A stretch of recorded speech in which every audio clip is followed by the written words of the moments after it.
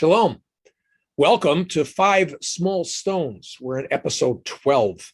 Now, in episode 11, we started a new topic that we're going to continue on for several episodes, and that is on Bible geography. And we focused in on one specific place in ancient Israel. Come, let's go see. The place we focused in on was in central Israel in the mountains between Mount Ebal and Mount Gerizim, and today is the modern Palestinian city of Nablus. But in the center of that city is an archaeological park, and there we find the ruins of the ancient city of Shechem. Abraham was 75 years old. He departed from Haran with Sarai, his wife, and Lot, and the first city they come to in Canaan is Shechem.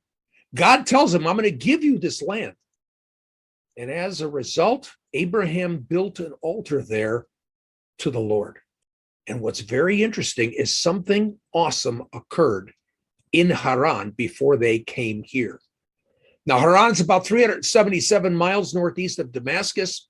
Here we see the mud brick walls dated to the early Bronze Age, probably dated to Abraham's day. And Haran also is famous for its beehive houses. Such houses might have been used by Abraham and Sarah after they got married.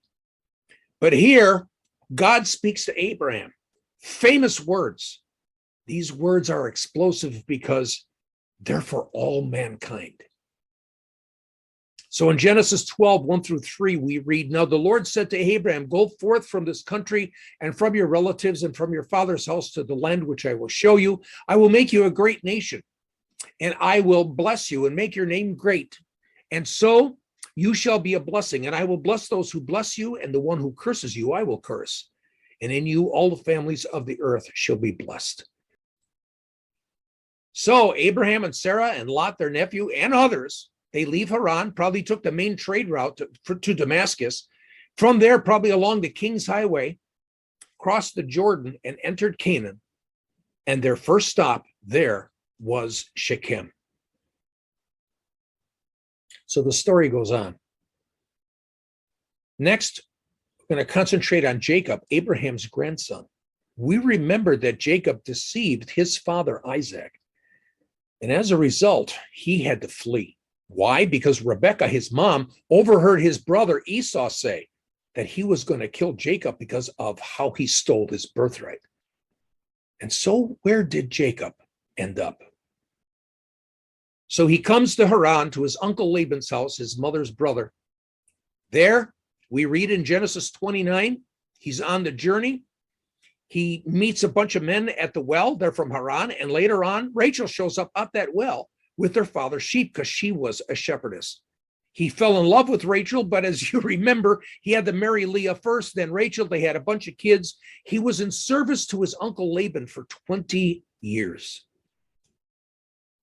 And in Genesis 33, he finally leaves and he comes to the city of Shechem. It's his first stop in the land. He buys a piece of land there. He erects an altar there, just like his grandfather. This old picture could actually possibly be the well that tradition says that Jacob dug. It's now housed in the Greek Orthodox Church in Nablus. You can actually visit there. Is it Jacob's well? We don't know for sure. That's just a Bible tradition. But what's very interesting is Shechem comes into play again. So first, it's Abraham and Sarah. They come with the four promises of God. The four promises of place and people and a position and a purpose. Next is Jacob and his family. God promised Abraham descendants, and now we see this family show up. The foundation of the nation of Israel. From them will come the 12 tribes, and from the 12 tribes will become the nation of Israel. We're seeing God's promises are becoming real in front of our eyes here at the ancient city of Shechem. So what's next? Who's going to show up at Shechem to actually continue this demonstration of God's redemption plan? And why Shechem? Well, we'll continue this in episode 13. So until then, go in the shalom of Jesus, Lord, God, the Messiah, the Christ.